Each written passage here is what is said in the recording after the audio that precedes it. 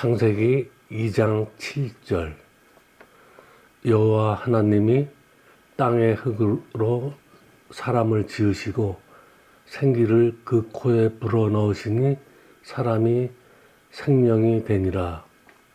8절 여호와 하나님이 동방의 에덴에 동산을 창설하시고 그 지으신 사람을 거기 두시니라. 9절 여호와 하나님이 그 땅에서 보기에 아름답고 먹기에 좋은 나무가 나게 하시니 동산 가운데에는 생명나무와 선악을 알게 하는 나무도 있더라. 선악을 알게 하는 나무도 있더라를 정확히 번역하면 선과 악의 그 지식나무인데 생명나무와 선과 악의 그 지식나무를 마음을 누스를 열어 본다면 생명나무가 선과 악의 그 지식나무로 보여진다는 것입니다. 그러니까 한 나무입니다.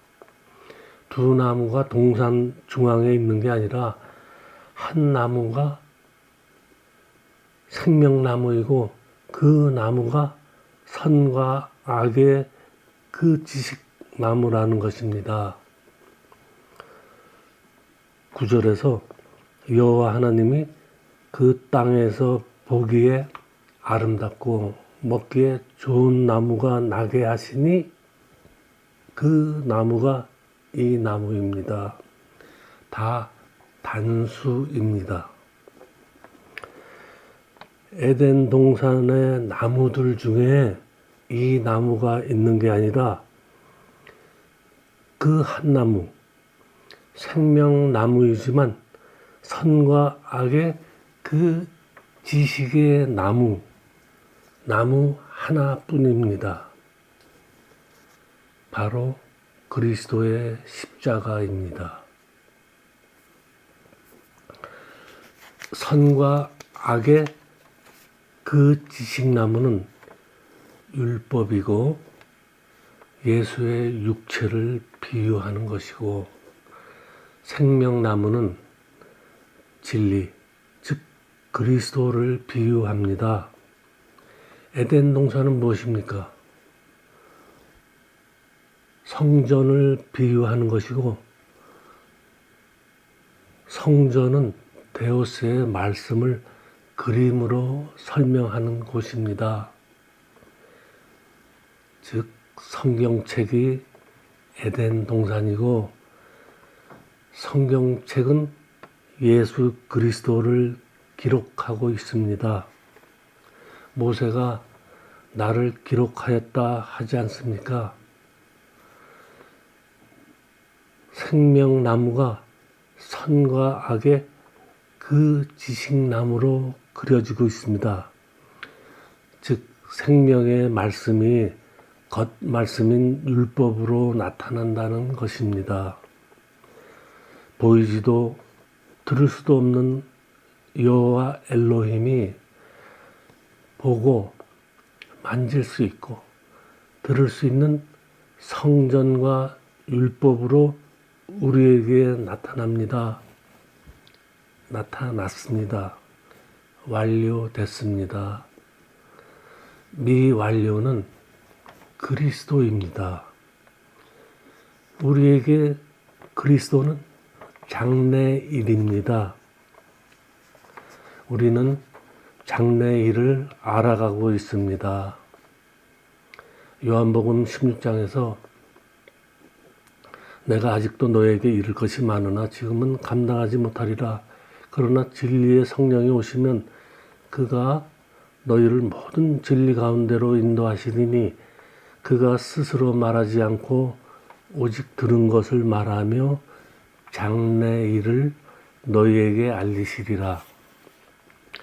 진리의 성령이 오시면 주 예수가 우리 안에 오시면 강림하시면 율법의 말씀이 생명의 말씀으로 바뀌어 가는 것입니다. 참 말씀을 배워가는 것입니다. 생명나무의 길을 가는 것입니다. 이미 먹은 선과 악의 그 지식나무의 열매가 생명나무의 열매가 되도록 인도하십니다. 성경의 말씀들을 깨달아지게 돕습니다. 날 때부터 맹인인 우리의 눈을 뜨게 합니다. 대제사장의 종 말고의 귀를 고쳐줍니다. 말고는 멜레크 왕인데 우리들의 이름입니다. 우리는 다 땅의 왕들입니다. 율법만 들을 수 있는 귀를 베드로가 역시 율법의 칼로 베어버립니다. 율법을 정죄하는 비유입니다. 예수가 성령의 말씀을 들을 귀로 우리의 귀를 고칩니다. 우리가 어떻게 말씀을 보이는 대로 내 생각대로 보지 않고 의미로 볼 수 있는가? 호라고 할 수 있게 되느냐? 그것은 예수께서 선과 악의 그 지식나무에 못이 박혀 죽어주기 때문입니다. 그 율법의 나무, 저주의 나무와 함께 자기 목숨을 버리기 때문입니다. 율법과 함께 죽었기 때문입니다. 우리도 말씀이 깨닫게 되기 시작하면 예수와 함께 십자가에 못 박힌 것이고 장사되고 무덤 속에 누워있다가 예수와 함께 승천하게 되는 것입니다. 우리 몸이 여기 갔다 저기 갔다가 하는 게 아니라 영의 상태를 말하는 것입니다. 선과 악의 그 지식나무가 생명나무가 되는 것입니다. 선과 악의 그 지식나무의 열매를 먹은 자는 생명나무의 열매를 먹을 수 없습니다. 창세기 3장 끝에 이같이 하나님이 그 사람을 쫓아내시고 에덴 동산 동쪽에 그룹들과 두루 도는 불칼을 두어 생명나무의 길을 지키게 하시니라. 생명나무 열매를 먹을 수 없게 막습니다.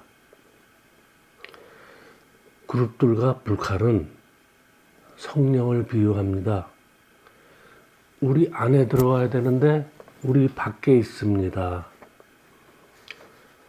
그래서 율법을 먹은 자들은 진리를 깨달을 수 없습니다. 바리새인과 서기관들입니다. 자기들도 못 깨닫고 남들도 못 깨닫게 진리의 문을 막고 있습니다. 오직 하나님께로부터 난 자, 예수와 근원이 같은 자, 그리스도의 영이 있는 자만 진리를 깨달을 수 있습니다.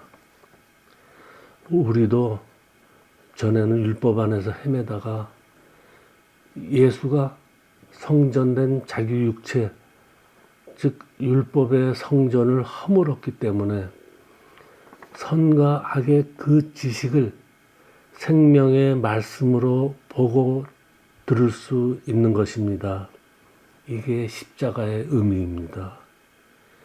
이 얘기하려고 여기까지 끌어왔습니다. 더 이상 종파리들 그 십자가 타령을 듣지 마시길 바랍니다. 왜 하나님이 선악과를 만들어 가지고는 아담이 먹게 해서 모든 인간이 죄인으로 태어나게 했냐? 그래서 예수님이 우리 죄를 대속하려고 십자가에서 피 흘리시고 그 고통을 참으시고 눈물을 찍찍 흘리고 온갖 궁상맞은 찬송가를 부릅니다. 나도 종돌이 시절엔 그렇게 하고 다녔습니다. 고린도 전서 1장 17절 그리스도께서 나를 보내심은 세례를 베풀게 하려 하심이 아니요 오직 복음을 전하게 하려 하심이로되 말의 지혜로 하지 아니함은 그리스도의 십자가가 헛되지 않게 하려 함이라. 23절 우리는 십자가에 못 박힌 그리스도를 전하니 유대인에게는 거리끼는 것이요 이방인에게는 미련한 것이로되 이제야 이 말씀들이 눈에 들어오기 시작합니다. 사도행전 9장에서 즉시 사울의 눈에서 비늘 같은 것이 벗어져 다시 보게 된지라. 우리의 눈에서 율법 같은 것이 육신의 생각들이 떨어져 말씀을 다시 보게 된다는 것입니다.